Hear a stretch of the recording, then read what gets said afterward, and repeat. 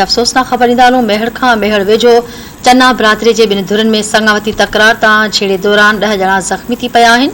ॻोठ सोभो ख़ान वगसी में चन्ना बिरादरी जे ॿिनि धुरनि में संगावती तकरार तां छेड़े दौरान ॿिन्ही धुरनि जा 10 ॼणा ज़ख़्मी थिया आहिनि।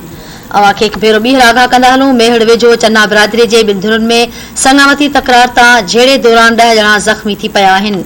ॻोठ सोभो ख़ान वगसी में चन्ना बिरादरी जे ॿिनि धुरनि में संगावती तकरार तां छेड़े दौरान ॿिन्ही धुरनि जा 10 ॼणा ज़ख़्मी थी पिया आहिनि। छेड़े दौरान डंडा ऐं कुहाड़ियूं लॻण सबबि ॿिन्ही धुरनि जा 10 ॼणा ज़ख़्मी थी पिया आहिनि, जिन खे अस्पताल मुंतक़िल कयो वियो आहे।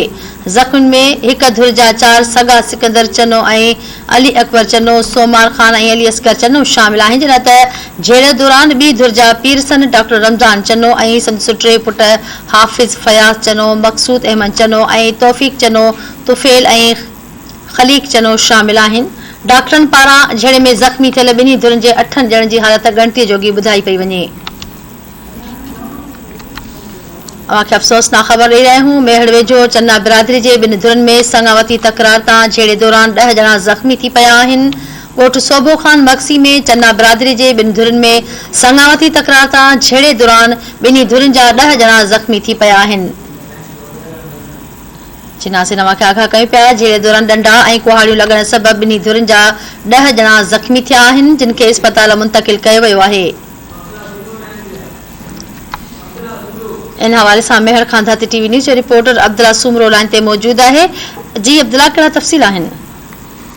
जी बिल्कुल, मेहड़ भरिसां ॻोठ सोभो मंगसी में चन्ना बिरादरी जे ॿिनि धुरनि में संगावती तकरार तां झेड़ो थी पियो आहे। जहिड़े दौरान डंडा ऐं कुहाड़ियूं लॻण सबबि ॿिन्ही धुरनि जा 10 ॼणा ज़ख़्मी थी पिया आहिनि ऐं इलाइक़ो जंग जो मैदान बणिजी वियो आहे। जॾहिं त झेड़े दौरान ॿिन्ही धुरनि जा ज़ख़्मी 10 ॼणनि में जेके 4 सगा भाउर भी शामिल आहिनि, जिन में सिकंदर चनो, अली अकबर चनो, सुमार चनो, अली असगर ऐं ॿी धुर जा 6 ॼणा रमज़ान चनो ऐं संदसि टे पुट हाफ़िज़ फयाज़ चनो ऐं ॿिया शामिल आहिनि, जिन खे वारसनि पारां फौरी तौर ते इलाज लाइ तालके अस्पताल मेहड़ आंदो वियो, जिते खेनि फौरी तिबी इमदादी वधीक इलाज लाइ लाड़काणो अस्पताल मुंतक़िल कयो वियो आहे। जॾहिं त डॉक्टरनि मूजिबि 8 ॼणनि जी जेका हालत आहे उहा नाज़ुक ॿुधाई पई वञे। जी ठीकु आहे, वॾी महिरबानी तफ़सील ॾियण जे लाइ।